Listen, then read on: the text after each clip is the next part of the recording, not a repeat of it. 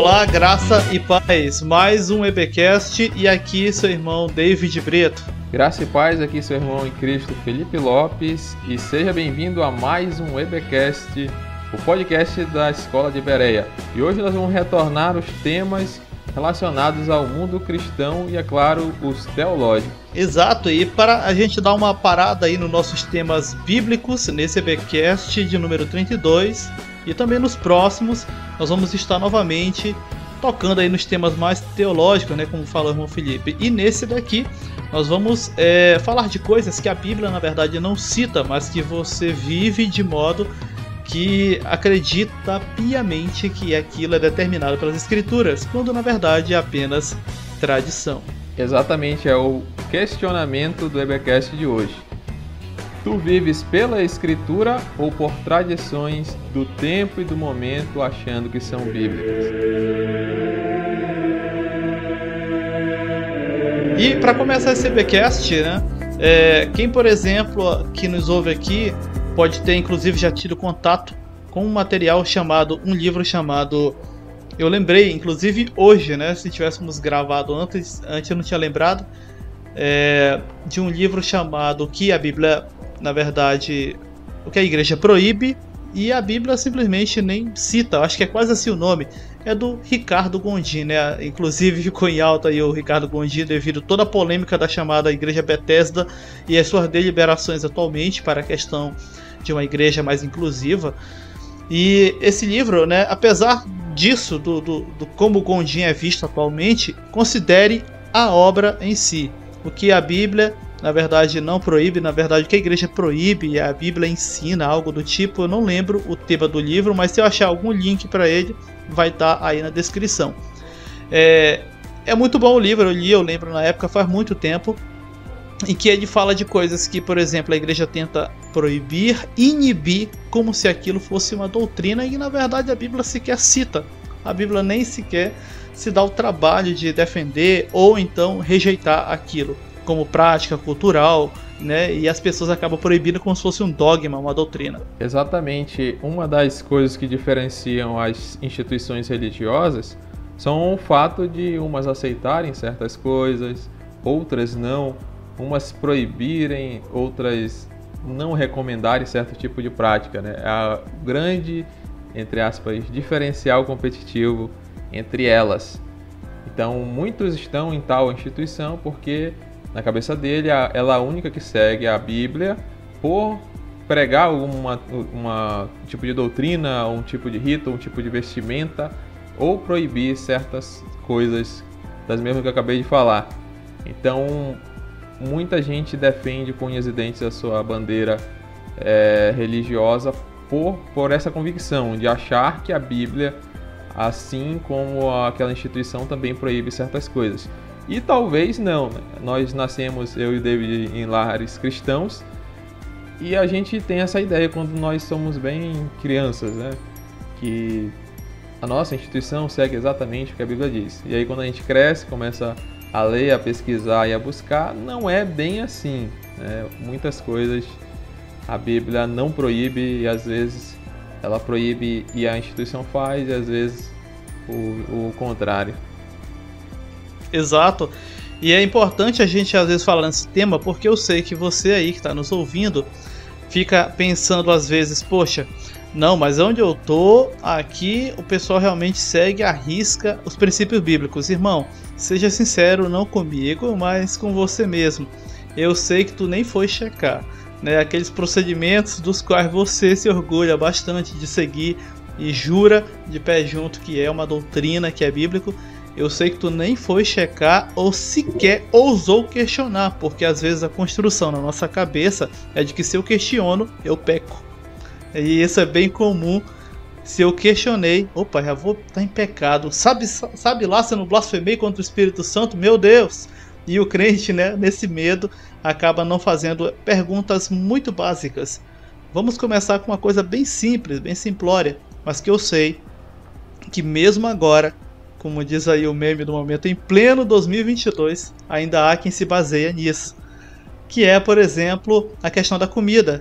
Esses dias mesmo eu vi, né, uma pessoa falar assim, não, mas aonde eu estou, né, não vou citar a denominação, lá segue à risca as escrituras sagradas. Lá a gente não come coisa tal, não come coisa tal, e citou, né, aquilo que eles comem, baseado lá na lista de Levíticos, aquela famosa lá dos animais impuros e puros.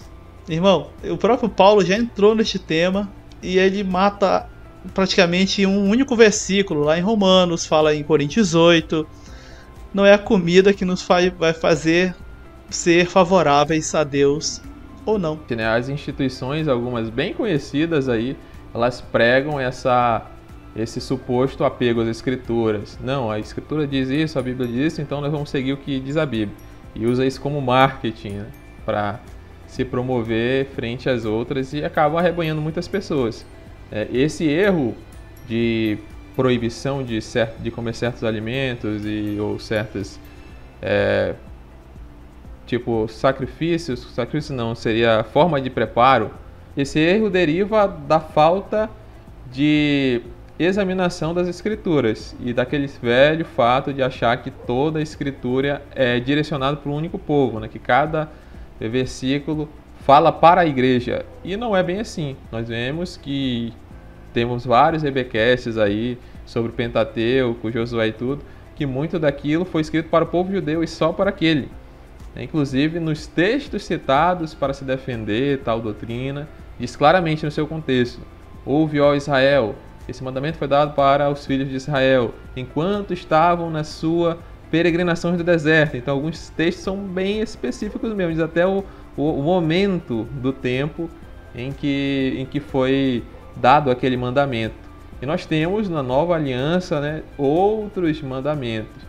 E aí vem novamente aquele questionamento de então quer dizer que a Bíblia se contradiz? Não, ela não se contradiz, só que certas vezes ela está falando com um povo, às vezes ela está falando com uma pessoa em específico, e outros ele está falando com outra pessoa ou outro povo em específico.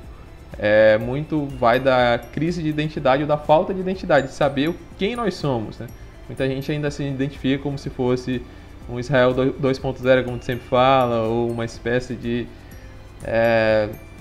mistura de Israel ou um substituto de Israel em certos sentidos. Falta esse entendimento quanto à nossa própria identidade, sabermos que somos igreja, que somos o povo da nova aliança e que temos mandamentos próprios, e que aquelas coisas, principalmente, algo fundamental, simbolizava o Cristo, e muito daquilo acabou sendo abolido por Cristo na cruz. Ou seja, a implicação lógica é de que se eu ainda tenho esses tipos de rituais e desse tipo de guarda, eu estou menosprezando o sacrifício de Cristo, ou estou dizendo que ele nunca veio, basicamente. Mesmo sem perceber, eu sei que a intenção não é essa, mas eu acabo com as minhas ações dizendo algo o contrário daquilo que eu estou falando.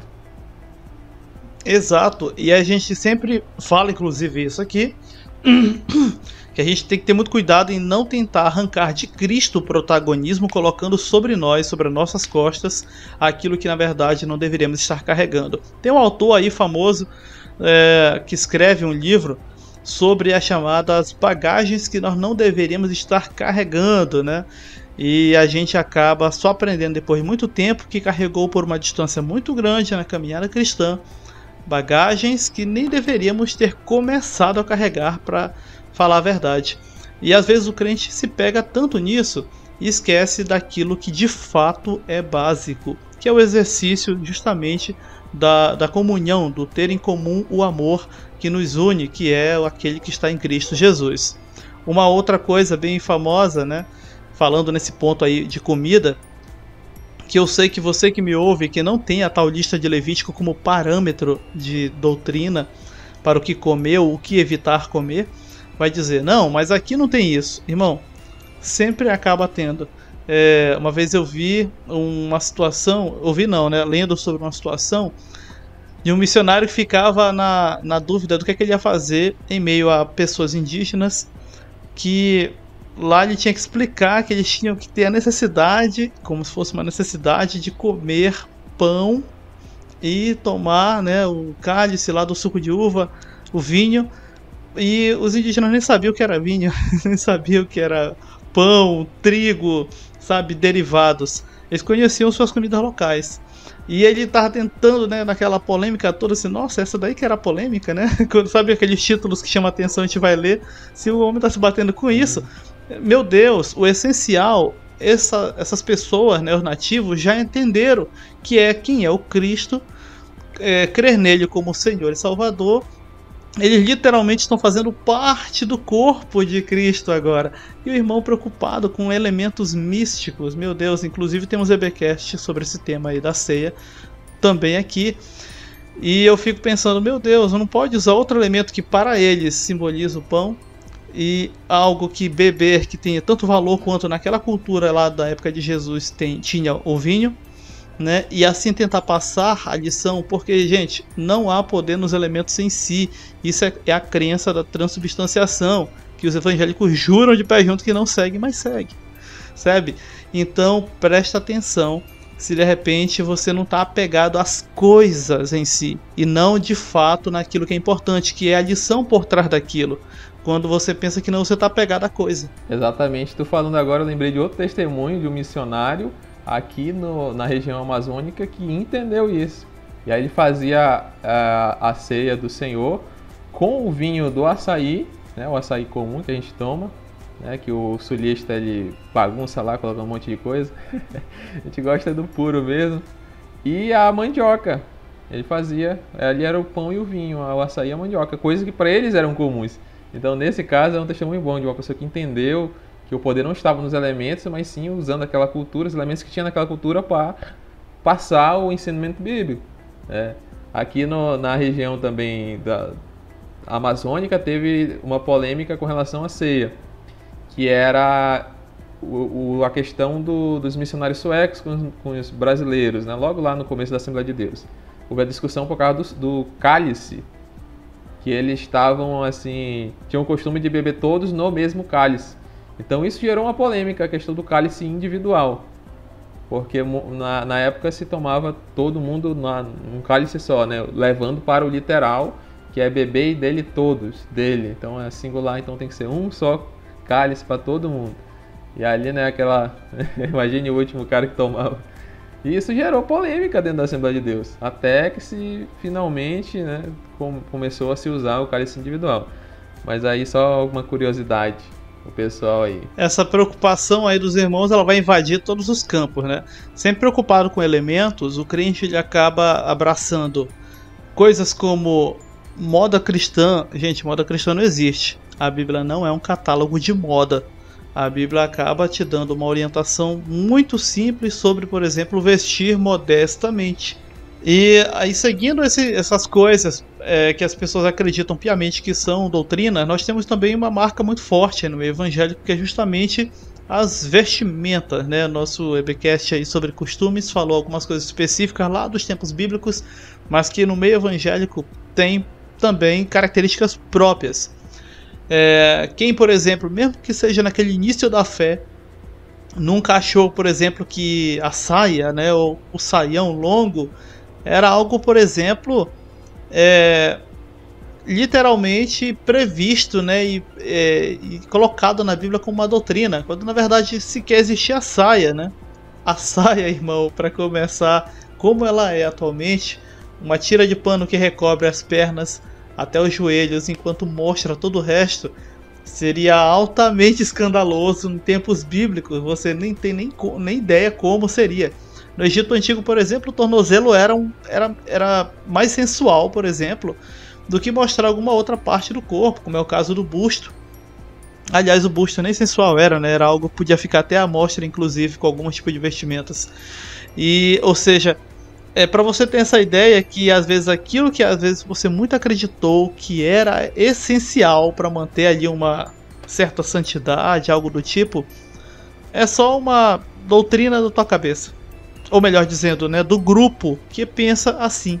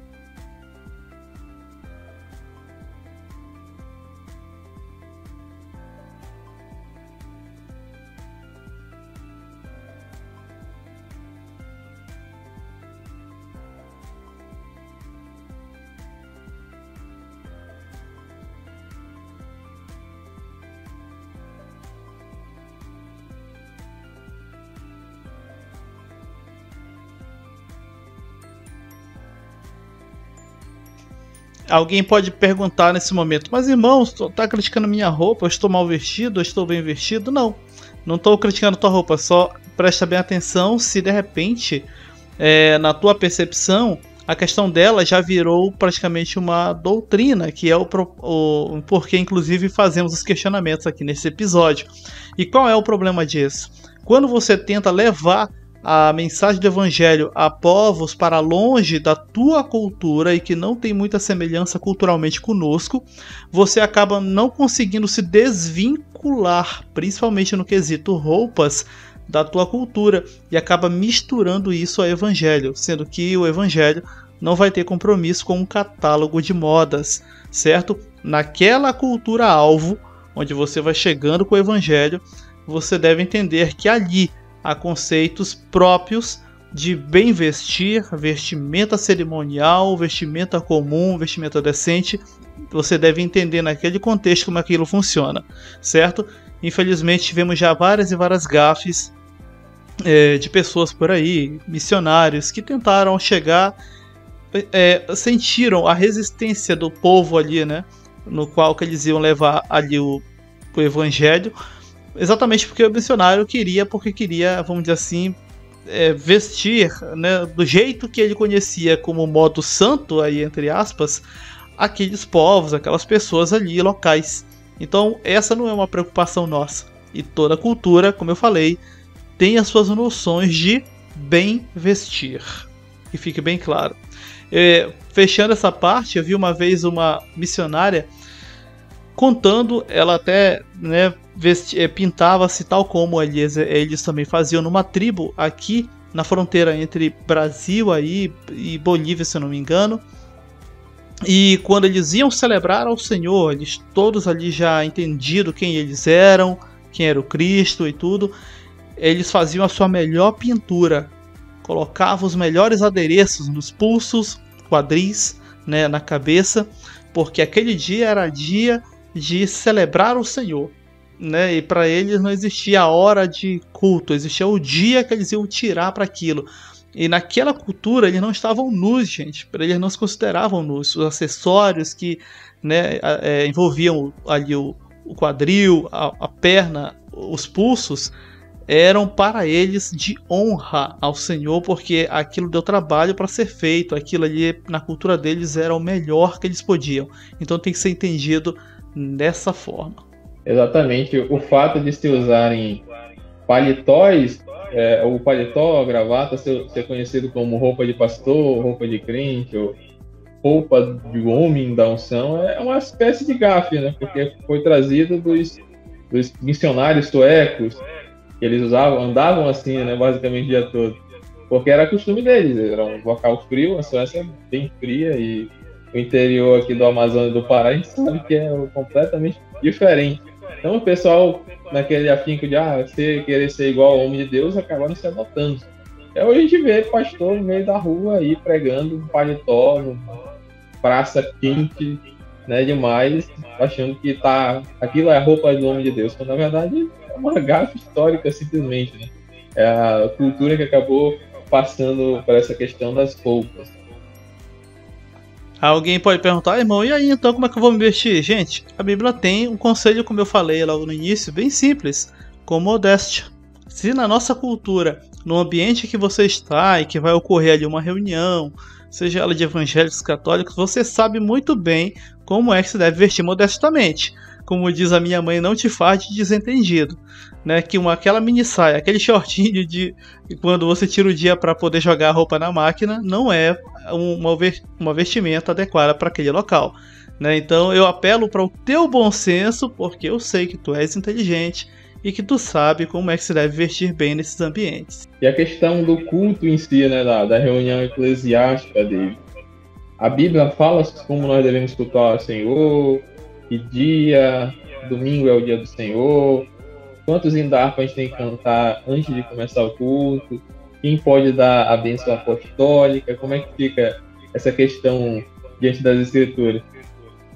E falando, né, aí em culto, onde o que vestir no culto, né, é uma coisa bem forte na cabeça do crente de acreditar que até o passo a passo do culto nós já temos aí também EBcast sobre isso, vai estar aí na descrição, passando aí em cima, que as pessoas acreditam piamente que elas seguem regras bíblicas para executar o culto. Irmão, uma coisa que eu já vi pastores falarem, mas assim, em reuniões mais, né, de cabeça, de pessoas ali um pouco mais, né, tranquilas, né, aquele irmão que vai fazer estadalhação, o pastor é um herege. O pastor afirmar, por exemplo, e ele não está errado, irmão, quem afirmar isso? A liturgia do culto. O que é a liturgia, irmão? Já temos inclusive aí minicast sobre isso. Vou colocar aqui o passo a passo do culto, como ele é feito, quantos hinos cantam, momento que ora, antes, depois da palavra, leitura da... Enfim, a liturgia é o passo a passo. Quando o pastor falou que aquilo não era bíblico, ou seja, esse passo a passo ele não existe biblicamente. Tem gente que se escandaliza. Irmão, mas de fato não é. É conforme a organização ali, todo mundo convencionou que era daquela forma e assim ficou. Muitas liturgias, por exemplo, são heranças ainda adaptadas da antiga missa católica, ainda do período pós-reforma, né? Inclusive, várias igrejas pós-reforma, como é o caso da própria luterana, ainda chamam de missa as suas reuniões, né? Tranquilamente. Então é só para vocês terem essa ideia de que esse passo a passo, né, ele é apenas convencional. Como assim? Todo mundo convencionou que daquela forma era melhor. Vamos começar com o louvor. Aqui, por exemplo, no Pará, no caso das Assembleias de Deus, que é o ambiente que eu mais conheço, começa-se sempre com uma oração. Oração, seja ela de joelho, em pé. Lá no estado do Amazonas, de onde eu passei uns 3 anos, no estado do Dom Felipe aí, lá o pessoal começa cantando, né? A oração fica depois. Começa cantando assim, dessa forma. Ou seja, esse passo a passo não vai, vamos dizer assim, afetar, de certa forma, a intenção de quem está de fato ali, dedicando aquele momento ao Senhor. Beleza? Que eu sei que tem gente que também só vai se divertir e assistir. Mas entenda isso, irmão. A liturgia, o passo a passo, o dia do culto.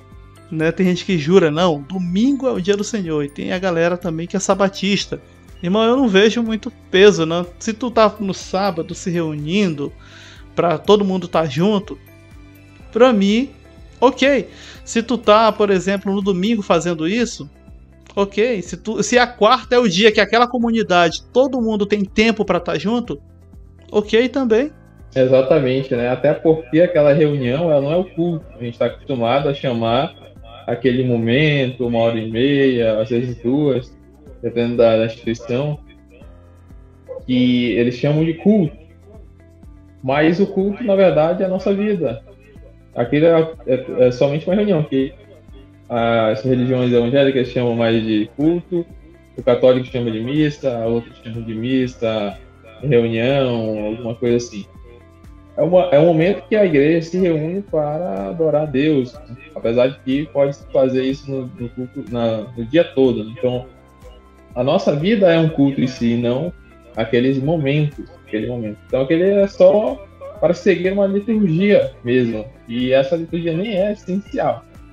Tanto que os irmãos primitivos, primeiros irmãos em Cristo, eles não tinham essa liturgia na cabeça.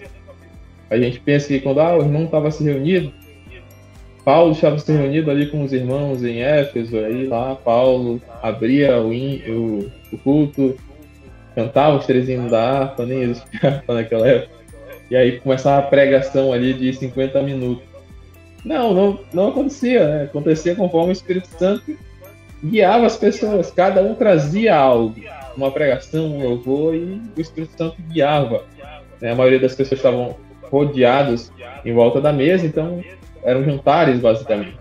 A ceia era um jantar, a última refeição do dia, momento onde eles estavam tendo tudo em comum. Não havia esse cuidado em entrar à casa do Senhor, ou ele não tinha aquele ambiente como algo sagrado, como nós vemos hoje. Então, você tentar achar na Bíblia esse tipo de liturgia, ou achar que as reuniões da igreja primitiva eram iguais às reuniões, ou que a igreja, quando o ministério Rumos à Casa do Senhor tem a ver com ir à igreja aí da esquina do seu bairro, não tem simplesmente ligação alguma, né? É necessário a gente colocar cada coisa no seu lugar. Não criticando as liturgias, né? O ser humano, ele é basicamente uma criatura de hábitos. Então é normal que se faça. Eu lembro uma vez que o pastor lá da nossa na nossa congregação ele tentou mudar um pouco. Todo mundo estranhou, até ele mesmo, nunca mais voltou a fazer, porque a gente já está acostumado com aquilo. Mas não há nada de sagrado nisso. A própria bênção apostólica, né, que alguns dizem que só o pastor pode dar, é simplesmente uma tradição que não tem poder salvífico de abençoar alguma.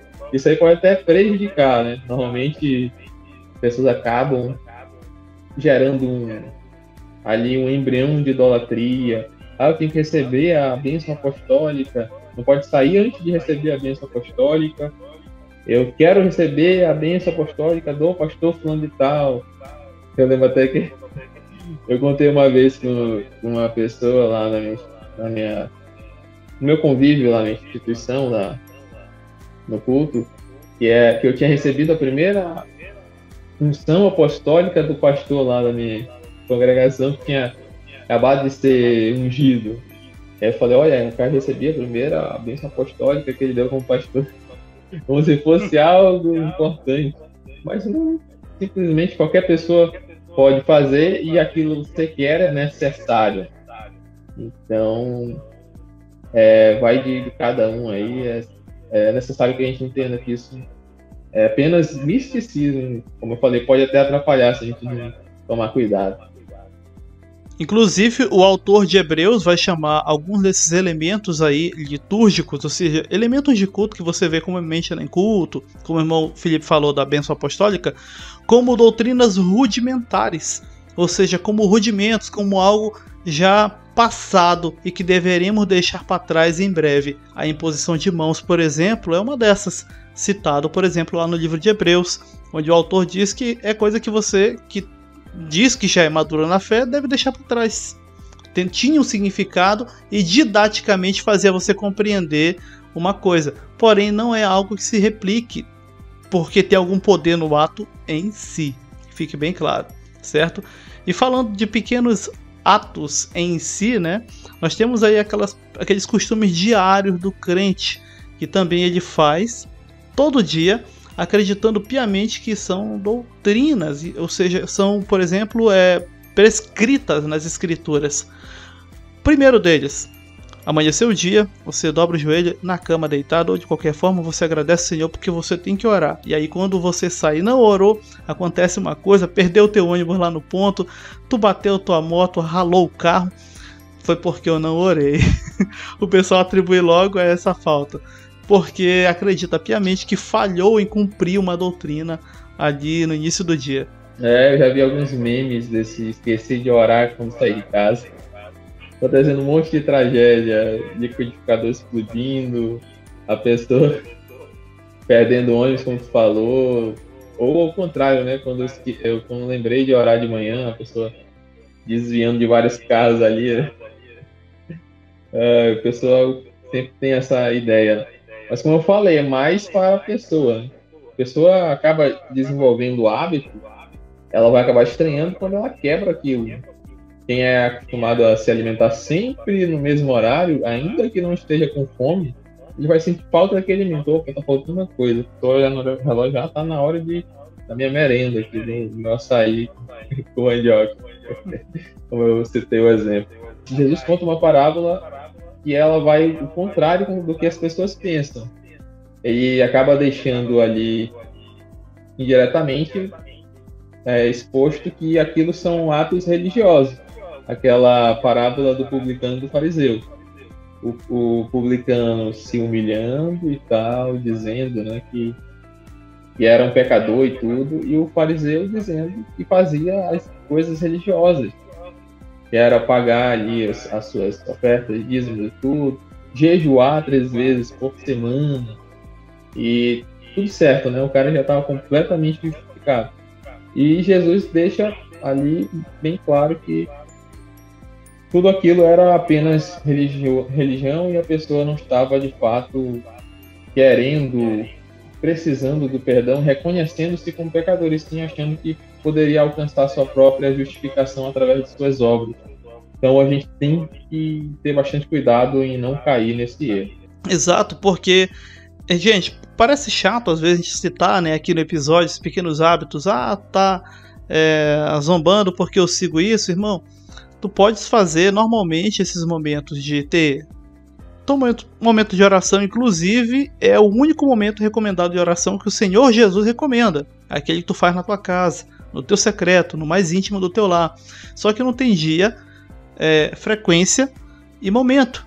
Sentiu a necessidade de falar com o Pai, de apresentar ao Senhor aquilo que você não tem controle sobre, que está sendo tentado, faça, né? Não tem momento, hora do dia. Por que eu digo isso? Se você acreditar que tem que fazer na hora X, antes de não sei o que, gente, você está fazendo por hábito e cumprindo apenas um ritual que se torna vazio rapidamente. Com o passar do tempo, em um curto período de tempo, se torna vazio. Porque logo você depois faz não por necessidade, mas por cumprir uma certa tabela mental na tua cabeça, crendo piamente que é recomendação, que é quase que mandamento do Senhor. Gente, orar sem cessar. Mas esse orar sem cessar não está marcado em uma agenda semanal. E nem no local específico.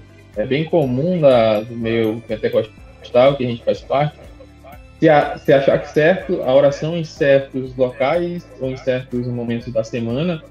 Eu ouvi bastante que sexta-feira à noite, o que a gente tem que orar, porque nesse momento várias pessoas estão apresentando seus trabalhos, sexta-feira 13 é bem místico aí, e tem que orar. Muita gente fazia monte nessa época. Eu lembro que lá na minha cidade tinha a vigília exatamente nesse momento, sexta-feira à noite, para, entre aspas, ali aniquilar o poder do mal, tentar ali jogar a energia do bem para que as forças das trevas não operem naquela cidade, naquele meio.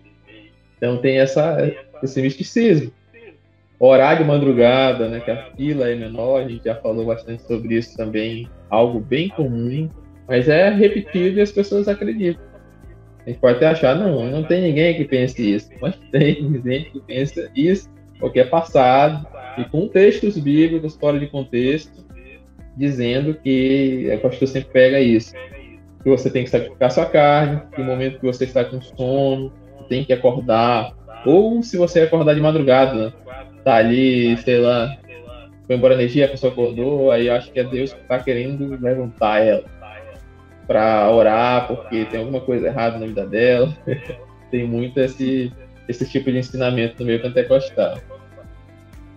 E o que é ruim disso, irmão, que fique bem claro, mais uma vez, falando e reforço aqui, porque as pessoas acabam transformando isso em um tipo de doutrinas. Ela quer pregar isso. Gente, se eu tenho uma experiência pessoal com Deus, mas que aquilo não tem uma base bíblica, mas que de certa forma para mim faz parte da minha trajetória, da minha história, isso é algo muito peculiar meu. Eu não tenho que sair por aí tentando fazer o outro replicar aquilo que para mim deu certo, vamos dizer assim, porque aquilo não tem prescrição bíblica, irmão. Esse que é o problema. Quando você começa a pregar isso, você transformou aquilo em uma doutrina. E não adianta ficar dizendo com a frase, não, irmão, mas eu sei que não é bíblico, mas olha, o Senhor me mostrou. Irmão, não acho justificativa. Onde a Bíblia parou, você também parou junto. Simples assim, simples assim.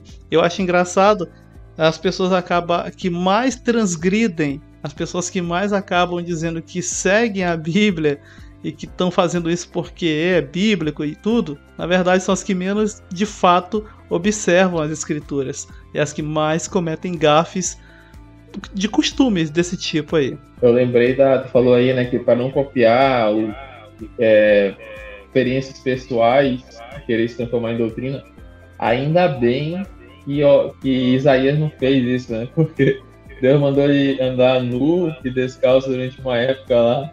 Ainda bem que ele não saiu propagando. E tá na Bíblia, né? Tá bem claro lá na Bíblia. Ainda bem que ninguém pegou e quis fazer esse ato profético. Mas outra coisa relacionada à oração, que também não tem nada a ver com a Bíblia, a questão da oração do pastor. Achar que a oração do pastor é mais poderosa do que a própria oração.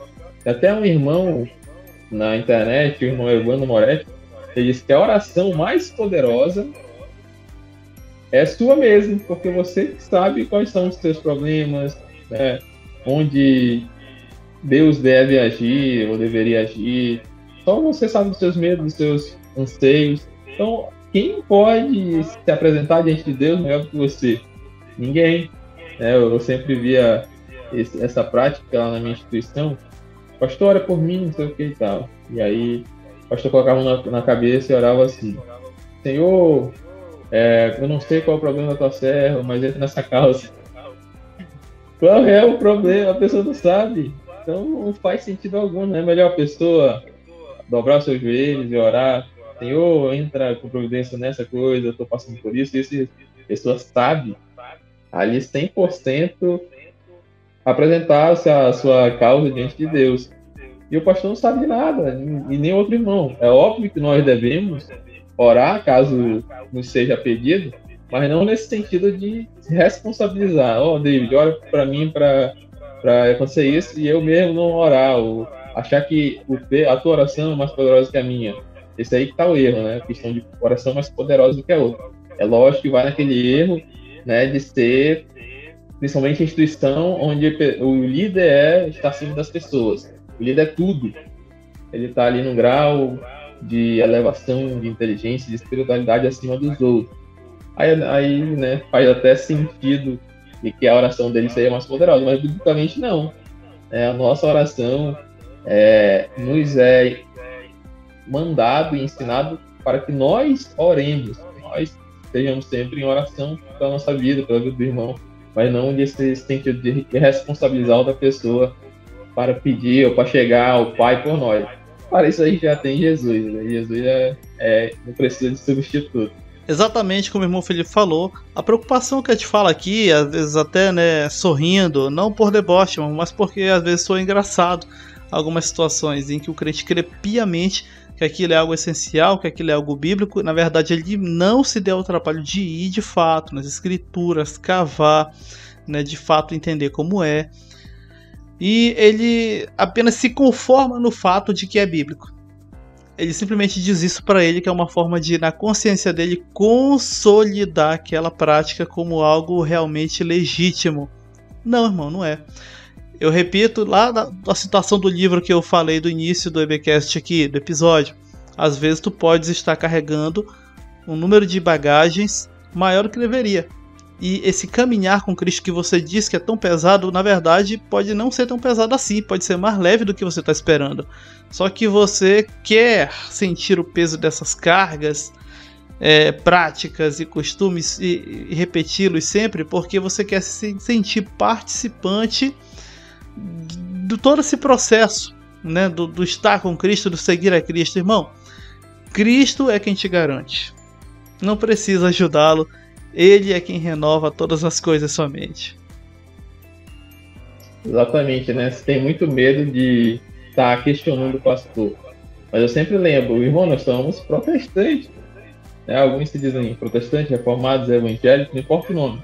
Mas significa que nós, de alguma forma, nos identificamos com a reforma protestante. Inclusive, nós estamos no meio, né? Mas a gente está tão aí nessa bagunça que eu não vou nem citar. E muitos esqueceram, mas dia 31 de outubro é o dia da reforma, comemora, né, da reforma protestante.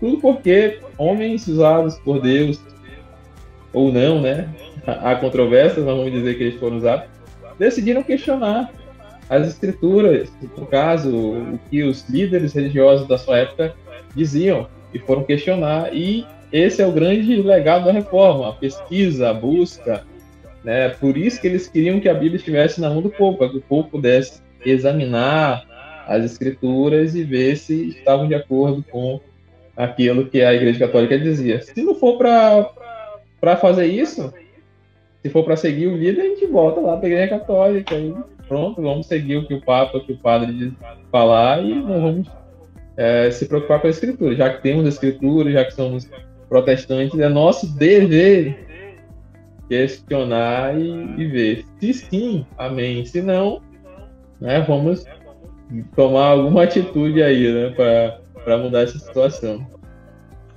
Exatamente. E esses questionamentos que fazemos aqui, eu faço porque, na verdade, tem outras e outras situações. Eu sei que tem situações locais aí na tua congregação, né, que você também se perguntou, mas por que a gente faz isso? Isso aqui eu não encontrei nas escrituras, irmão. não está realmente nas escrituras muito daquilo que é feito, como costumes, né, cotidianamente. Eu vi um irmão e lembro que ele se escandalizou quando descobriu que a escola dominical, a escola bíblica, era algo muito novo e só nasceu bem perto do século XX praticamente. Ele achava que era algo da igreja primitiva. Não, irmão. O ensino bíblico ele se dava como e onde podia. Não tinha a questão de uma escola dominical. As próprias metodologias de ensino elas são também muito recentes, vão nascer junto com a questão do método científico, né? Período ali século XVI em diante, enfim. E é por isso que naquela época não tinha. Como é que ensinava na época lá dos apóstolos? Quando dava e onde dava. Lembra do episódio, né, onde Paulo está pregando? Tá pregando não, tá ensinando e o rapaz cai da janela, o Eutico. Como diferente do que diz alguns pregadores pentecostais, não. Se estendeu muito a pregação ali, a fala de Paulo. Não era porque estava uma bênção e todo mundo estava no reteté e rolando. Não. Inclusive o rapaz até dormiu na janela e caiu de uma altura ali considerável. É porque Paulo já ia viajar no outro dia. E se você ler o texto completo, você vai perceber isso. Então Paulo tinha que aproveitar todo o momento que era possível. Paulo virou a noite. Ele precisava dar recomendações ali num curto espaço de tempo, né? E ele já tinha que sair dali e possivelmente não retornaria tão cedo, se retornaria aqueles irmãos ali. Por isso que acontecia isso. Onde dava para ensinar, eles iam. Quem abria espaço, eles aproveitavam. Era numa sinagoga, que seja, eles vão entrar e vão ensinar. Era lá na porta do templo, eles faziam. Isso não legitimava o lugar em si, mas sim a oportunidade que lhes era colocada na frente deles. Exatamente, né? E não que algo que não esteja diretamente ligado à Bíblia seja algo proibido, algo necessariamente ruim. É ruim quando ele substitui Cristo, quando ele atrapalha o desenvolvimento. Mas só por não estar na Bíblia, não causa necessariamente o mal, né? Vamos dizer, por exemplo, porteiro. Tem um porteiro na igreja, não é bíblico, porque não tinha, a gente não vê nas escrituras, só lá na parte do Antigo Testamento de Davi, né? Levantando porteiros e tudo. Mas na igreja cristã não tinha porteiro, então vamos tirar, não tem que ter porteiro.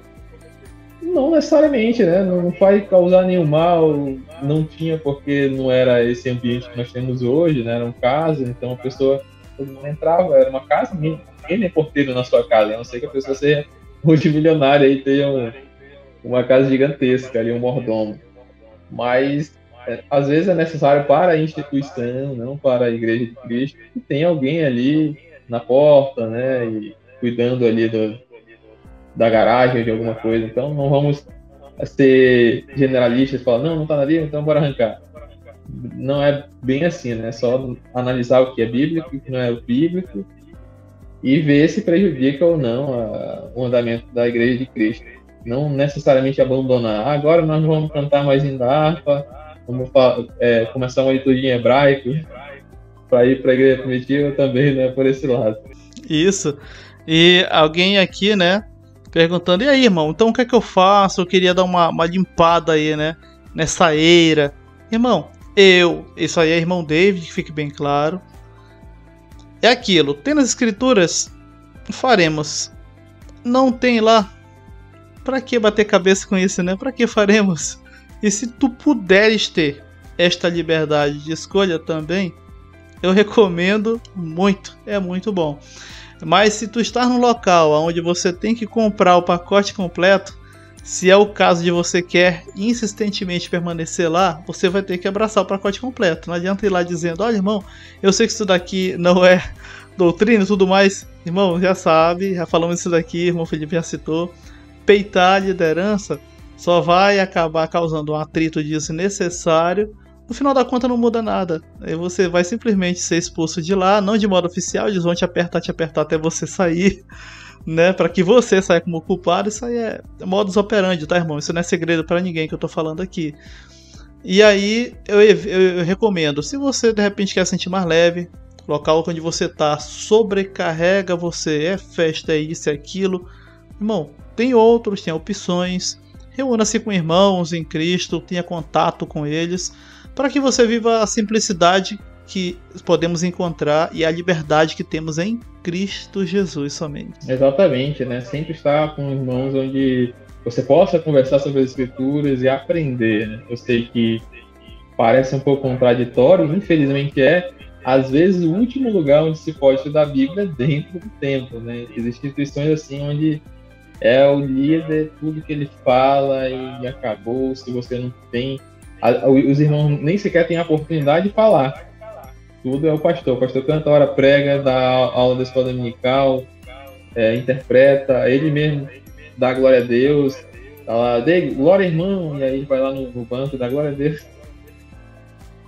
Então tá todo voltado no líder e ele manda em tudo. Então, infelizmente, essa aí já é uma igreja, uma instituição bem danosa para a pessoa. Aí você já dá para ver bem claro que não há como você se desenvolver espiritualmente, onde você não possa aprender, questionar, né, tirar suas dúvidas, onde você está sendo ali o tempo todo apertado, né, sempre limitado, poldado ou tolhido, como diz o David sempre. Está sempre ali, faça só isso, faça só aquilo, não faça isso, não faça aquilo, e só manipulado, essa é a palavra correta. Exato. E fico essas dicas aqui, como eu falei, eu sei que tem mais questionamentos, mais coisas que você já olhou e disse, será que isso aqui tem na Bíblia? Eu não encontrei. Quando você faz essa pergunta, irmão, geralmente não tem. Né? Então, eu deixo sempre essa chama, né, para que em você mesmo aí você arrazoando, até com outros irmãos também, né, faça sempre questionamentos necessários para que a gente não fique carregando bagagens desnecessárias e acabe tendo uma vida no seguir a Cristo muito mais tranquila. Já bastam as aflições do mundo, né, com as quais nós temos que lidar todos os dias aí, vencendo todo dia. Então, fica aqui essa dica. Sugestões, irmão, sempre deixe nos nossos comentários. Tem irmão que às vezes pede, manda aí um WhatsApp, o direct do Instagram, mas faça sempre aqui nos comentários e teremos aí próximos temas ainda nesse mesmo naipe, nesse mesmo jeito, mais teológicos, mais do mundo cristão, né, como é o caso desse aqui. Esse aqui não é tão teológico, para que a gente possa estar comentando, se edificando e crescendo na graça. E se tiver algum caso de alguma coisa que você achava que estava nas escrituras e não está, você demorou muito tempo para perceber, deixa aqui nos comentários também, para a gente estar interagindo, né, e vai estar contribuindo com o próprio episódio. No mais, aqui eu sou o irmão Cristo Felipe Lopes, agradecendo a Deus por mais um dia que tem nos dado. Eu não sei em que dia vai sair esse episódio, nós estamos gravando aqui no final de outubro. E eu estou orando para que Deus abençoe você e toda a sua família. Graça e paz. Graça e paz, e até o próximo EBcast.